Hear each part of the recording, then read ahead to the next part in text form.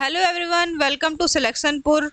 हमारी हिस्ट्री की सीरीज चल रही है और आज हम बौद्ध धर्म का लास्ट पार्ट करेंगे। जितने भी बचे हुए क्वेश्चन हैं वो सारे हम लोग कर लेंगे। आप लोग हमारी सीरीज जैसे चल रही है पूरे हर क्वेश्चंस को, हर वीडियो को देखते जाइए, जिससे आपको एग्जाम में बहुत से लाभ होगा। ठीक है, नेक्स्ट क्वेश्चन स्टार्ट करते हैं।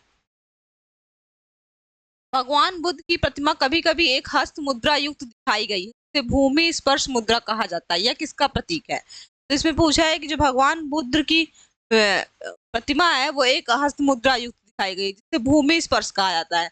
वो किसका प्रतीक है? मार पर दृष्टि रखने एवं अपने ध्यान पर विघ्न डालने से मारने को रोकने के लिए बुद्ध का धरती पर आवाहन, मार के प्रलोभनों के बावजूद अपनी शुचिता और शुद्धता अपनी शुद्धता और शुद्धता का साक्षी होने के लिए बुद्ध का धरती पर आवाहन। तो ऑप्शन बी इज करेक्ट। ठीक है, इसी का शुचिता और शुद्धता का साक्षी होने के लिए बुद्ध का धरती पर आवाहन का प्रतीक है भूमि स्पर्श मुद्रा। ओके, भूमि स्पर्श मुद्रा के सारनाथ बुद्ध मूर्ति संबंधित है मौर्य काल से, शुंग काल से, कुषाण काल से, गुप्त काल से। तो जो बुद्ध जो है उनका संबंध गुप्त काल से ज्यादातर रहा है, और भूमि स्पर्श मुद्रा जो सारनाथ बुद्ध की मूर्ति है वो भी गुप्त काल से है। ठीक है, गुप्त काल से। भूमि स्पर्श मुद्रा की सारनाथ बुद्ध मूर्ति गुप्त काल संबंधित है। इसका आध्यात्मिक अभिव्यक्ति गंभीर मुस्कान एवं शांत ध्यान मग्न मुद्रा भारतीय कला की सर्वोच्च सफलता का दर्शन करती है। सारनाथ की भूमि स्पर्श मुद्रा वाली बुद्ध प्रतिमा कालांकित है। किस काल से है? फिर से वही क्वेश्चन है। तो कुषाण काल से, गुप्त काल से, वर्धन काल से या राजपूत काल से? तो कौन सा ऑप्शन सही होगा? गुप्त काल से। ऑप्शन होगा गुप्त काल से। Option B is correct. Bharat के सांस्कृतिक इतिहास के संदर्भ में निम्नलिखित युग्मों पर विचार कीजिए। परिव्राजक, परित्यागी व भ्रमणकारी, श्रवण उच्च व पद प्राप्त पुजारी, उपासक, बौद्ध धर्म का साधारण। साधारण। ठीक है, तो इसमें क्या बोल रहा है? इसमें बोल रहा है कि भारत के सांस्कृतिक निम्नलिखित युग्मों पर विचार कीजिए। परिवारजक या परित्यागी व भ्रमणकारी, ये भी सही है। ठीक है, और उपासक बौद्ध धर्म का साधारणगामी, ये भी सही है। ये नहीं है। ठीक है, तो यहाँ ऑप्शन कौन सा होगा? 1 एंड 3। Option B 1 and 3। परिवारजक, परित्यागी, भ्रमणकारी, मिश्रण, भिक्षु, साधु, उपासक बौद्ध धर्म का साधारण अनुगामी है। ठीक है, निम्नलिखित में से कौन से शासक ने बौद्ध मत के विस्तार में योगदान नहीं दिया था? हर्षवर्धन, कनिष्क, अशोक या पुष्यमित्र शुंग? तो जो क्या कहते जो कनिष्क था, कनिष्क, उसने बौद्ध मत में, नहीं कनिष्क नहीं, पुष्यमित्र शुंग यहाँ रहेगा। पुष्यमित्र शुंग, पुष्यमित्र शुंग ने बौद्ध मत के विस्तार में योगदान नहीं दिया था, क्योंकि पुष्यमित्र शुंग जो है वैदिक धर्म को उत्थान दिया था। वैदिक धर्म को उत्थान दिया था पुष्यमित्र शुंग। अशोक, कनिष्क और हर्षवर्धन ने बौद्ध धर्म के विकास में योगदान दिया, जबकि शुंग वंश के संस्थापक पुष्यमित्र शुंग ने मगध साम्राज्य पर अधिकार जमाकर जहां एक और यवनों के आक्रमण से देश की रक्षा की, वहीं दूसरी ओर देश में शांति और व्यवस्था की स्थापना कर वैदिक धर्म एवं आदर्शों की जो अशोक के शासनकाल में उपेक्षित हो गए थे, पुनः प्रतिष्ठा की। इसी कारण उसका काल वैदिक प्रतिक्रिया अथवा वैदिक पुनर्जागरण का काल भी कहा जाता है। निम्नलिखित वक्तव्यों पर विचार करें और नीचे दिए गए कूट से सही उत्तर चुनें। कुशीनगर मल्ल गणराज की राजधानी थी। हाँ, कुशीनगर मल्ल गणराज की राजधानी थी।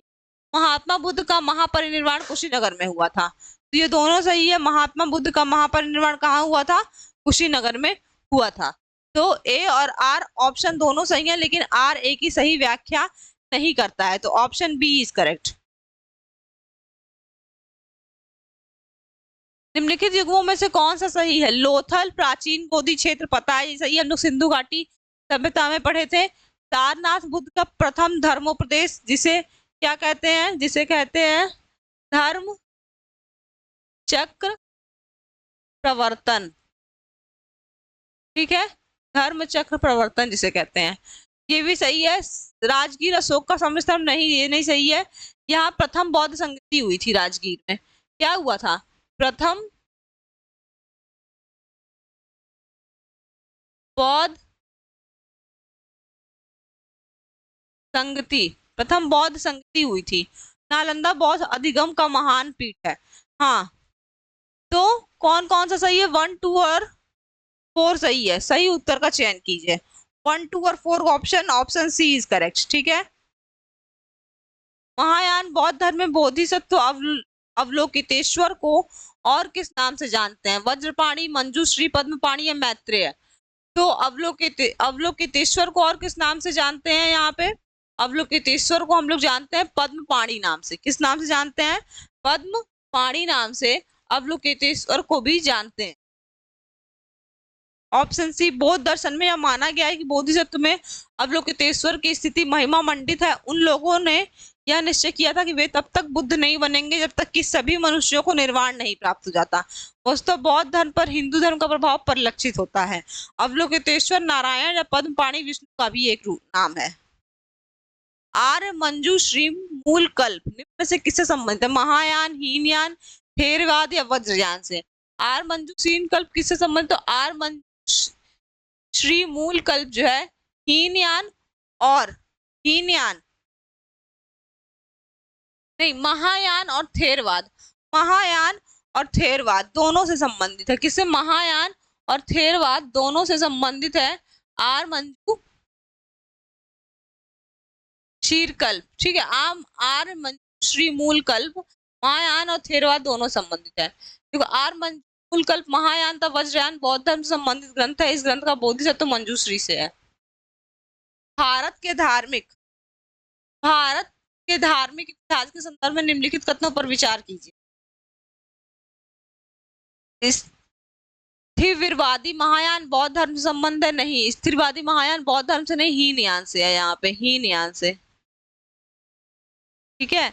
लोकोत्तरवादी संप्रदाय बौद्ध धर्म के महासंघिक संप्रदाय की शाखा थी। जैसा ही है, महासंघिकों द्वारा बौद्ध धर्म के देवात्रोपण ने महायान बौद्ध धर्म को प्रोत्साहित किया। हाँ, देवात्रोपण मतलब महायान में बौद्ध को, महात्मा बुद्ध को देवता माना गया है। क्या माना गया है? देवता माना गया है।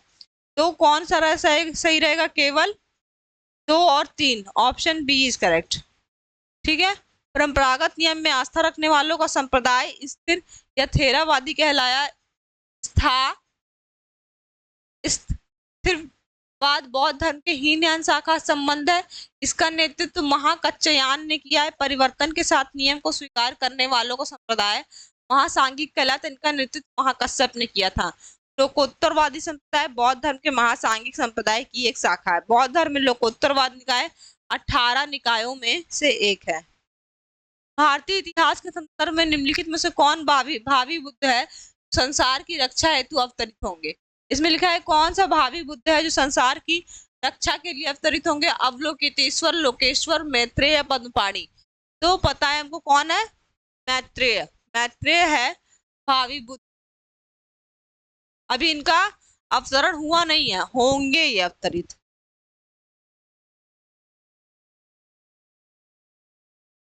बौद्ध मान्यताओं के अनुसार मैत्रेय एक बोधिसत्व है जो पृथ्वी पर भविष्य में अवतरित होंगे और बुद्धत्व प्राप्त करेंगे तथा विशुद्ध धर्म की रक्षा करेंगे। मैत्रेय के अवतरण की भविष्यवाणी ऐसे समय के लिए की गई है जब इस लोक में अनैतिकता, अनाचार इतना बढ़ जाएगा कि मानव जीवन असुरक्षित होता दिखेगा और सुरक्षा के लिए लोग इधर उधर भटकेंगे। सर्वत्र त्राही त्राही मच जाएगी और मानव जीवन संघर्ष में बनता दिखेगा। ऐसे आपातकाल में बोधिसत्व मैत्रेय इस भूतल पर भविष्य के बुद्ध के रूप में अवतार लेंगे और पुनः बौद्ध धर्म की स्थापना करेंगे और सभी मानवों को सुख, शांति और समृद्धि प्रदान करेंगे। बोधिसत्व भारत के धार्मिक इतिहास संदर्भ निम्नलिखित कथनों पर विचार कीजिए। बोधिसत्व बौद्ध मत के हीनयान संप्रदाय की केंद्रीय संकल्पना नहीं।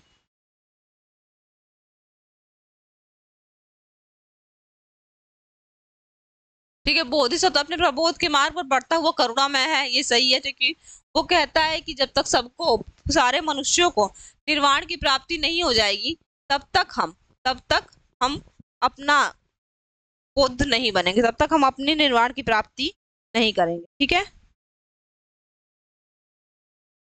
बोधिसत्व समस्त सचेतन प्राणियों को उनके प्रबोध के मार्ग पर चलने में सहायता करने के लिए स्वयं की निर्वाण प्राप्ति पर अवलंबित करता है। हाँ ये भी सही है, तो क्या होगा, केवल 2 और 3। बौद्ध मत के महायान संप्रदाय का आदर्श एवं केंद्रीय संकल्पना है। बौद्ध धर्म में बोधिसत्वों के लिए प्रबुद्ध शिक्षा दिए हुए को कहते हैं। पारंपरिक रूप से महान दया से प्रेरित बौद्ध चित्त जनित सभी संवेदनशील प्राणियों के लाभ के लिए सहज इच्छा से बुद्धत्व प्राप्त करने वाले को बोधिसत्व माना जाता है। 10 पारमिताओं को पूर्ण पालन करने वाले को बोधिसत्व कहलाता है। बुद्ध बनना ही बोधिसत्व के जीवन की पराकाष्ठा है। बौद्ध धर्म का अंतिम लक्ष्य संपूर्ण मानव से समाज से दुख का अंत है। बौद्ध धर्म के अनुसार 4 अरसत है: दुख, दुख समुदाय, दुख निरोध तथा दुख निरोध का मार्ग।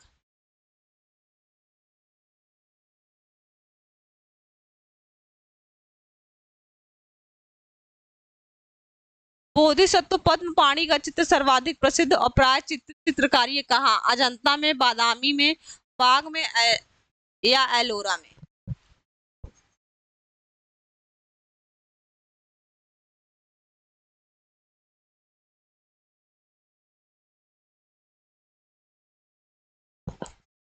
जो पद्म पाणी चित्र है वो सर्वाधिक प्रसिद्ध और प्राय चित्रकारी कहाँ की है? अजंता में है।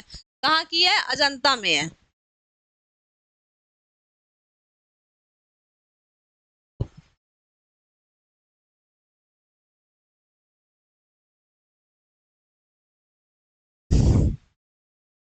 अजंता गुहा श्रेणियों में स्थित गुफा संख्या 1 की बोधिसत्व पद्म पाणी का चित्र चित्रकला की श्रेष्ठ कलाकृतियों में से एक है। इसे 6ठी शताब्दी ईस्वी के अंत में निष्पादित किया गया था।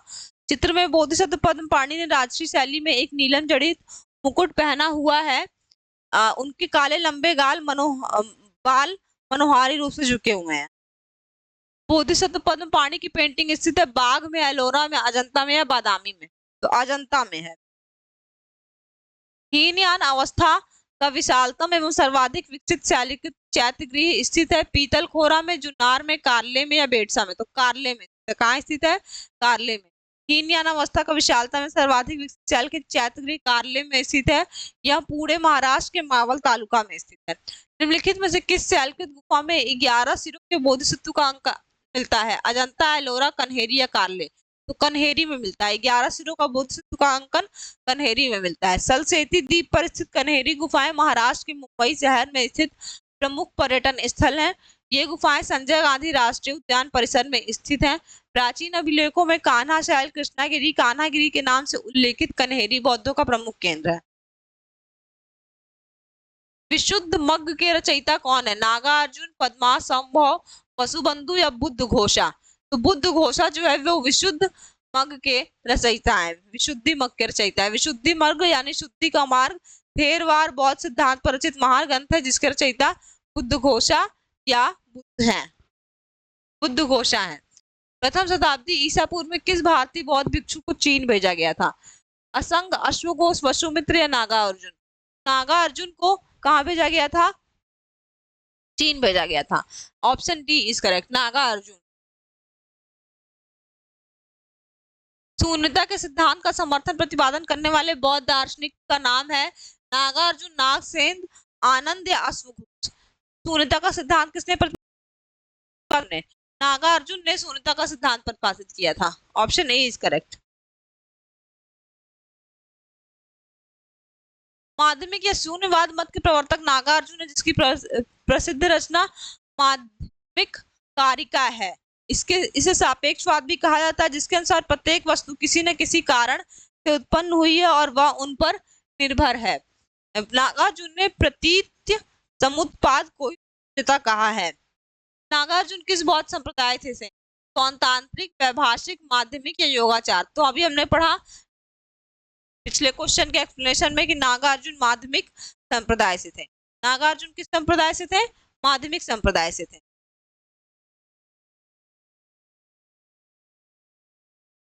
भारतीय इतिहास के संदर्भ में निम्नलिखित युग्मों पर विचार कीजिए। ऐतिहासिक व्यक्ति किस रूप में जाने गए हैं? आर्यदेव, ये गलत है, जैन सिद्धांत में जाने गए। दिगनाग बौद्ध विद्वान है, नाथ मुनि वैष्णव विद्वान है। केवल 2 और 2 3 सही है और केवल 2 युग्म सही है। ये ऑप्शन डी इज करेक्ट। ये आईएएस का क्वेश्चन है, आईएएस का, आईएएस प्रीलिम्स में आया था ये क्वेश्चन।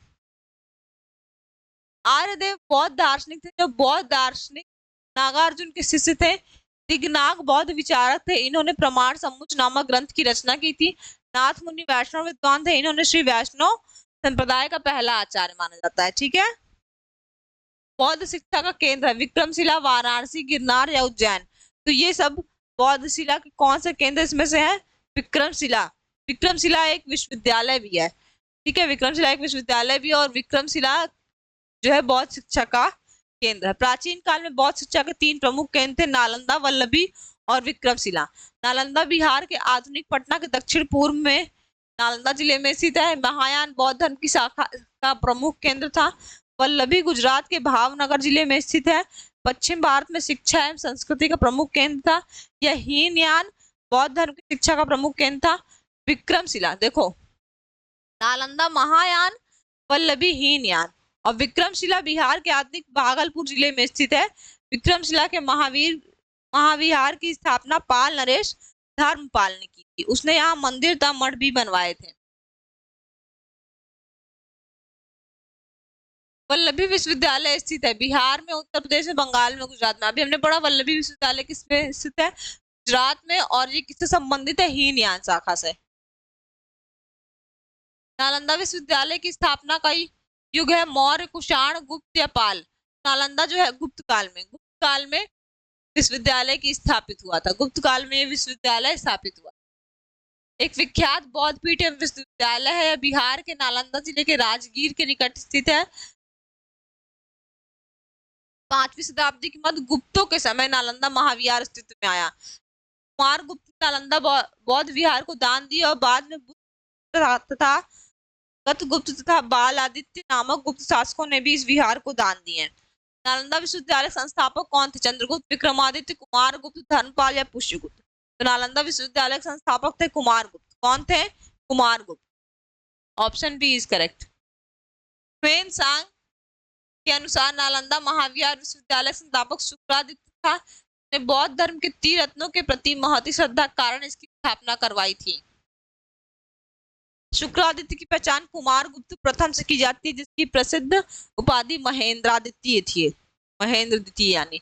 नालंदा विश्वविद्यालय किस लिए प्रसिद्ध है? चिकित्सा विज्ञान, तर्कशास्त्र, बौद्ध धर्म दर्शन या रसायन विज्ञान। तो नालंदा विश्वविद्यालय उसकी स्थापना कुमार गुप्त ने की थी गुप्त काल में। और ये किस लिए प्रसिद्ध है? ये बौद्ध धर्म दर्शन के लिए प्रसिद्ध है। बौद्ध धर्म दर्शन के लिए प्रसिद्ध है।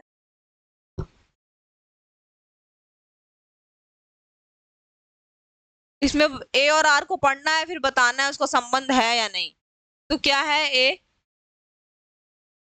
12वीं शताब्दी के अंत तक नालंदा महाविहार का पतन हो गया। हाँ, हो गया था। महाविहार को राजकीय प्रशस्त्रय मिलना बंद हो गया था। हाँ, क्योंकि वहां राज की सहायता नहीं मिल रही थी, इसीलिए उसका पतन हो गया था। इसलिए क्या हो गया था? उसका पतन हो गया था। तो दोनों ए और आर सही है और आर ए की सही व्याख्या करता है। Option A is correct.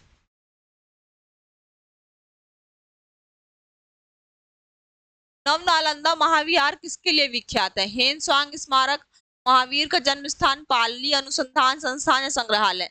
पाली अनुसंधान संस्थान के लिए नव नालंदा जो है वो विख्यात है। नव नालंदा विहार पाली अनुसंधान केंद्र। पाली क्या है? पाली जो है बौद्ध धर्म में जो भी ग्रंथ लिखे गए हैं पाली भाषा में लिखे गए हैं। जो शुद्ध पट्टिक, विनय पट्टिक और अद्धम पट्टिक है वो सब कौन से भाषा में लिखे गए हैं? पाली। पाली जो है लिपि है, लिपि में। ऐसे देवनागरी है, पाली भी है। निम्नलिखित में से कौन से बौद्ध धर्म और जैन धर्म दोनों में समान रूप से विद्यमान थे? तप और भोग की अति का परिहार, वेद प्रमाण के प्रति अनास्था, कर्म कांडों की फलवत्ता का निषेध, प्राणियों की हिंसा का निषेध। प्राणियों की हिंसा का निषेध, अहिंसा बौद्ध और जैन दोनों में है। ठीक है। वेद प्रमाण के प्रति अनास्था दोनों में है। ठीक है। कर्म कांडों की फलवत्ता का निषेध, हाँ, इनका भी ये भी सेम टू सेम दोनों में है। तप और भोग की अति का प्रहार केवल जैन धर्म में है, केवल जैन धर्म में है, बौद्ध धर्म में नहीं है। क्या होगा? 2, 3 और 4 कहाँ है? 2, 3 और 4 जो है ऑप्शन रहेंगे। ऑप्शन कौन से रहेंगे? ऑप्शन 2, 3 और 4 रहेंगे। सेम टू सेम है। ठीक है, तो आगे बढ़ते हैं। लिखित में से कौन सी बात बौद्ध धर्म तो जैन धर्म में समान नहीं है? अहिंसा, वेदों के प्रति उदासीनता, आत्मदमन, रीति रिवाजों की स्वीकृति। तो आत्मदमन, आत्मदमन यानी कठोर तप, एकदम कठोर तप, वो केवल जैन धर्म में था, बौद्ध धर्म में ऐसा नहीं है। तो इन दोनों में समान नहीं है, आत्मदमन। Option C is correct. भगवान बुद्ध ने निम्नलिखित 4 आर्य सत्य प्रतिपादन किया, नीचे दिए गए कूट का प्रयोग करके उन्हें सही क्रम में लिखिए। दुख, दुख का निरोध, दुख निरोध का मार्ग है, दुख का कारण। उन्होंने दुख है, ठीक है, दुख है तो दुख का कारण भी रहेगा, दुख का कारण रहेगा तो उसका निरोध रहेगा, दुख का निरोध है और दुख का निरोध तो उसका मार्ग क्या रहेगा, दुख के निरोध का मार्ग। तो एडीबीसी, एडीबीसी ऑप्शन ए इज करेक्ट। बौद्ध जैन दोनों ही धर्म विश्वास करते हैं कि कर्म तथा पुनर्जन्म के सिद्धांत सही है, मृत्यु के पश्चात ही मोक्ष संभव है, स्त्री तथा पुरुष दोनों को ही मोक्ष प्राप्त कर सकते हैं, जीवन में मध्यम मार्ग सर्वश्रेष्ठ है।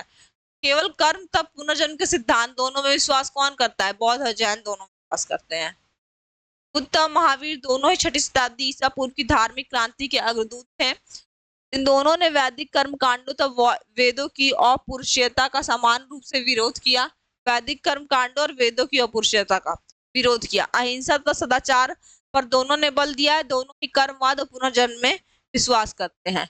पुनर्जन्म नहीं होता है, आत्मा की सत्ता नहीं है, तो पुनर्जन्म तो होता है, आत्मा की सत्ता, आत्मा की सत्ता भी नहीं है, तो ये गलत हो जाएगा, ठीक है, क्योंकि पुनर्जन्म होता है और आत्मा की सत्ता है, ये भी।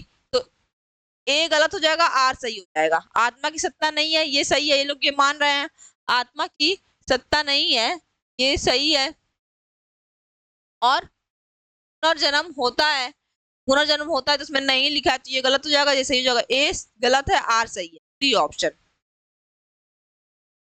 प्रतीत समुत्पाद ही बुद्ध के उपदेशों का सार है। ब्राह्मणगण द्वारा प्रतिपादित वेदों की अपौरुषता एवं आत्मा की अमरता के सिद्धांत को स्वीकार नहीं किया, परंतु आत्मा के अस्तित्व को अस्वीकार करने के बावजूद वे पुनर्जन्म तक कर्म के सिद्धांत को मानते हैं। बौद्ध धर्म के विषय में कौन सा कथन सही है? उसने वर्ण एवं जाति को अस्वीकार नहीं किया, हाँ नहीं किया था, ये सही है। उसने ब्राह्मण वर्ग की सर्वोच्च सामाजिक कोटि को चुनौती दी है, सही है। उसने शिल्पों को निम्न माना, सही है। और 1 2 3 ऑप्शन सी इज करेक्ट। बौद्ध धर्म के विस्तार के कारणों में सम्मिलित हैं धर्म की सादगी, दलितों के लिए विशेष अपील, धर्म की मिशनरी भावना, स्थानीय भाषा का प्रयोग, दार्शनिक द्वारा वैदिक भावना। वैदिक भावना की सुदृढ़ता तो नहीं होगी, ठीक है, तो 5वां केवल इसमें है, ठीक है, तो ये नहीं होगा। 1 2 3 4 ये चारों ऊपर का होगा, सी ऑप्शन इज करेक्ट। आरंभिक मध्ययुगीन समय में बौद्ध धर्म का पतन किस किन कारणों से हुआ? उस समय तक बुद्ध विष्णु के अवतार समझे जाने लगे और वैष्णव धर्म का हिस्सा हो गए। इसने पूछा है कि किन कारणों से वह बौद्ध धर्म जो है पतन हो गया। तो उस समय तक बुद्ध जो है ना विष्णु के अवतार समझे जाने लगे थे, वो सब विष्णु का ही अवतार है बुद्ध, और वो वैष्णव धर्म में समाहित हो गया, बौद्ध धर्म जो है वैष्णव धर्म में समाहित हो गया, इसीलिए बौद्ध धर्म का पतन हो गया। केवल क्या होगा? Option A is correct. अंतिम गुप्त राजा के समय तक आक्रमण करने वाली मध्य एशिया की जनजातियों ने हिंदू धर्म को अपनाया, ये गलत होगा। गुप्त वंश के राजाओं ने बौद्ध धर्म का पुरजोर विरोध किया, बिल्कुल नहीं। गुप्त वंश तो पूरा समर्थक था, गुप्त वंश पूरा समर्थक था बौद्ध धर्म का। तो उस समय तक बुद्ध विष्णु के अवतार समझाने लगे, वैष्णव धर्म का हिस्सा बन गए। केवल option A is correct. Bharat के धार्मिक इतिहास के संदर्भ में निम्नलिखित तथ्यों पर विचार कीजिए। सौतांत्रिक और सम्मितीय जैन मत के संप्रदाय थे, जी नहीं, बौद्ध धर्म के, बौद्ध होगा, ये जैन नहीं होगा। यहाँ पे क्या होगा? यहाँ पे बौद्ध होगा। सर्वास्तित्ववादियों की मान्यता थी कि फिनोमिना के अवयव पूर्णतः क्षणिक नहीं है, अपितु अव्यक्त रूप से सदैव विद्यमान रहते हैं, तो केवल ये सही है, केवल 2 बी। निम्नांकित कथनों पर विचार करें एवं चैत्य विहार में क्या अंतर है? चैत्य जो होता है ना, बौद्ध धर्म में चैत्य और विहार बताया गया है। चैत्य जो होता है वो पूजा का स्थान होता है, और विहार मतलब जहाँ भिक्षुक रहते हैं। चैत्य और विहार में अंतर यह है कि चैत्य पूजा का स्थान है और विहार जहाँ भिक्षुक निवास करते हैं, जहाँ उनकी पूरी क्रिया कर्म होती है, जहाँ वो निवास करते हैं, जहाँ जैसे मान लो उनका घर होता है जहाँ पे, उसको विहार कहते हैं, जहाँ भिक्षुक निवास करते हैं। तो चैत्य पूजा स्थल होता है जबकि विहार निवास स्थान है, ये ऑप्शन बी सही है। भारतीय कला में स्तूप, चैत्य और विहार का निर्माण निम्नलिखित से किससे संबंधित है? आजीवक संप्रदाय से, वैष्णव संप्रदाय से, बौद्ध धर्म से या शैव संप्रदाय से? तो बौद्ध धर्म से। स्तूप, चैत्य और विहार बौद्ध धर्म से। वैसे स्तूप जो है ऋग्वैदिक काल में भी था, ठीक है, ऋग्वैदिक काल में था और उनमें अवशेषों के ढेर को स्तूप कहते थे, लेकिन यहाँ अलग तरीके से बताया गया है। कुछ शैलकृत बौद्ध गुफाओं को चैत्य कहते हैं जबकि अन्य को विहार। दोनों में क्या अंतर है? दोनों में यही अंतर है कि चैत्य पूजा स्थल होता है जबकि विहार बौद्ध भिक्षुओं का निवास स्थान है। चैत्य क्या होता है? चैत्य पूजा स्थल है और विहार बौद्ध भिक्षुओं का निवास स्थान है। निम्नलिखित कथनों पर विचार कीजिए। पश्चिम गोदावरी जिले के कंटुपल्ली में प्रारंभिक चैत्य ग्रह विहार चट्टानों को काटकर बनाए गए हैं, बिल्कुल सही। पूर्वी दक्कन के चैत्य और विहार साधारणतः चट्टानों काटकर बनाए गए हैं, तो ये भी सही है। ऑप्शन दो दोनों सही है और एक तथा दो दोनों सही है, सी हो गया। कुंटुपल्ली में चट्टानों को काटकर प्रारंभिक चैत्य ग्रह एवं विहारों का निर्माण किया गया है, ठीक है। ध्यातव्य है कि प्रश्न काल में कुंटुपल्ली आंध्र प्रदेश पश्चिम गोदावरी जिले में स्थित था, यद्यपि वर्तमान समय में यह एनटीआर जिले का भाग है, ठीक है। ऐसे प्रश्न काल के अनुसार कथन एक सही है। पूर्वी दक्कन के चैत्य और विहार सामान्यतः चट्टानों को काटकर बनाए गए हैं, कथन दो भी सही है। धान्यकटक जो महासांधिकों के अधीन एक प्रमुख बौद्ध केंद्र के रूप में समृद्ध हुआ, निम्नलिखित में से किस एक क्षेत्र में अवस्थित है? आंध्र, गांधार, कलिंग या मगध? तो आंध्र क्षेत्र, ठीक है। उसमें लिखा है ना प्रश्न काल, तो आपको देखना होगा ये पीवाईक्यू है, तो जिस टाइम वो पूछा गया था उस टाइम अलग राज्य में था और जिस टाइम अभी के टाइम एनटीआर में है, ठीक है। तो ये देखना होगा आपको पीवाईक्यू में, उस टाइम में ही नहीं आप लगा के चले आएंगे हाँ गोदावरी के निकट स्थित राज्य में, नहीं, आपको इस टाइम अपडेटेड रहना चाहिए कि किस राज्य में है, ठीक है। अब जैसे मैंने बता दिया अब एनटीआर में, तो अब आएगा तब क्या लगाएंगे? एनटीआर। धान्यकटक अमरावती के निकट आंध्र प्रदेश के पलनाडु जिले में एक विश्व प्रसिद्ध बौद्ध स्थल है। पुरातत्व उत्खनन के फलस्वरूप यहाँ से बिहारों के साक्ष्य प्राप्त हुए हैं। यह 7 वाहनों की राजधानी के रूप में विकसित हुआ है। सुल्तानी युग में बौद्ध की कौन सी शाखा सबसे प्रभावशाली थी? थैरवाद, हीनयान, वज्रयान या तंत्रयान? कौन सा शाखा सबसे प्रभावशाली थी? वज्रयान। वज्रयान शाखा सुल्तानी युग में सबसे प्रभावशाली थी। तो ये सुल्तानी युग बौद्धों की वज्रयान शाखा सबसे अधिक प्रभावशाली थी। वज्रयान का सबसे अधिक विकास 8वीं शताब्दी में हुआ था। इसके सिद्धांत आर्य मंजूश्री, मूल कल्प, लघु समाज नामक ग्रंथों में मिलते हैं। ऐसी वज्रयान शाखा भी है, उसके सिद्धांत है वो इन दोनों में मिलते हैं, ठीक है। तो ये आज हमारा बौद्ध धर्म पूरा खत्म हो चुका है। इसके पूरे 138 क्वेश्चन हम लोगों ने कर लिए हैं। आप लोग पूरा देखेंगे तो आपको पूरी टॉपिक कंप्लीट हो जाएगा। इसके बाद हम जैन धर्म नेक्स्ट वीडियो स्टार्ट करेंगे। आज के लिए वीडियो को यहीं खत्म करते हैं। चैनल को सब्सक्राइब कीजिए और वीडियो अच्छा लगे तो लाइक कमेंट। Thank you.